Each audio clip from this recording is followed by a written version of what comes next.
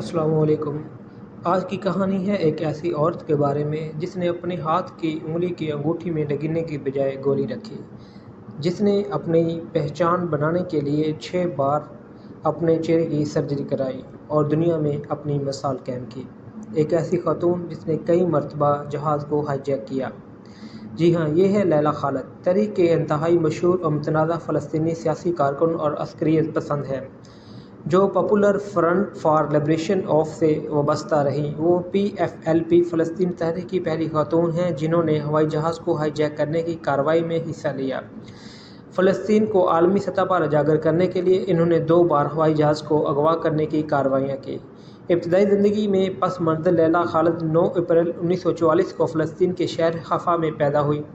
1948 میں عرب اسرائیلی جنگ کے دوران جب صہیونی افواج نے حفا پر قبضہ کیا تو لیلا کا خاندان دیگر ہزاروں فلسطینیوں کی طرح بے گھر ہو کر لبنان کے ایک مہاجر کیمپ میں پناہ لینے پر مجبور ہو گیا۔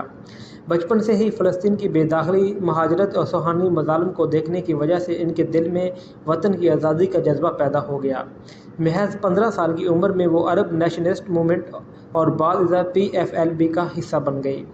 ہوائی جہاز کی ہائی جیکنگ کی مکمل تفصیل درج ذیل ہے۔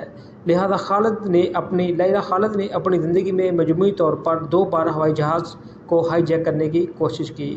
پہلی ہائی جیکنگ 19 اگست کو TWA فلائٹ 840 کو ہائی جیک کیا گیا۔ مقصد یہ پرواز اٹلی کے شہر روم سے تل ابیب اسرائیل جا رہی تھی۔ PFLP کو خفیہ اطلاع تھی کہ اس پرواز میں اسرائیل کے اس وقت کے اہم سفیر یا سابقہ وزیر اعظم اسحاق رابن سوار ہوں گے۔ لیلا خالد نے اپنے ساتھی سلیم العاصوی کے ساتھ نقاب پوش ہو کر اس بونگ طیارے کا کنٹرول سنبھال لیا۔ لیلا نے 707 پائلٹ کو حکم دیا کہ وہ اپنے آبائی شہر حفا کے اوپر سے پرواز کریں تاکہ وہ ایک بار اپنے وطن کی فضائی حدود کو دیکھ سکیں اور پھر جہاز کا رخ شام کے دارالحکومت دمشق کی طرف موڑ دیا جائے۔ دمشق میں جہاز اتارنے کے بعد مسافروں کو بحفاظت اتار لیا گیا اور جہاز کے ناک والے حصے کو دھماکے سے اڑا دیا گیا۔ اس کارروائی کا مقصد دنیا بھر کی توجہ فلسطینی پناہ گزینوں کے مسائل کی طرف مبذول کرنا تھی۔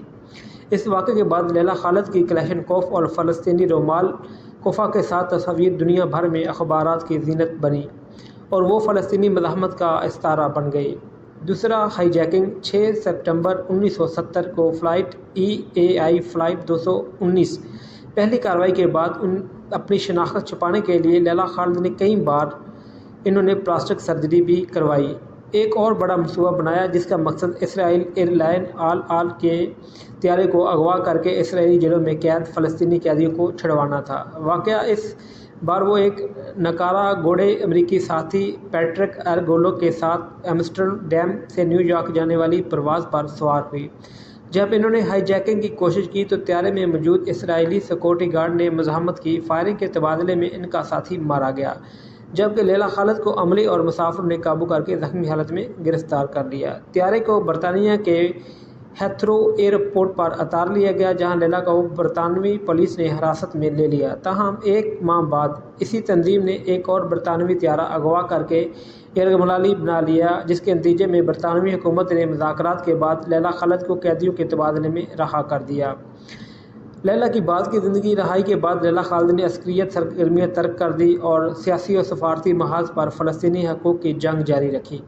وہ طویل عرصے تک فلسطینی نیشنل کونسل کی رکن رہی اور دنیا بھر میں فلسطینی کاز کے لیے لیکچرز اور کانفرنسوں میں شرکت کرتی رہیں۔ وہ آج بھی لاکھوں فلسطینی اور دنیا بھر کے حریت پسندوں کے لیے مزاحمت کی ایک زندہ علامت سمجھی جاتی ہیں۔ اگر ہماری ویڈیو اچھی لگی تو ویڈیو کو لائک اور شیئر ضرور کیا کریں، یہ آپ کی سپورٹ ہوتی ہے۔ Thank you.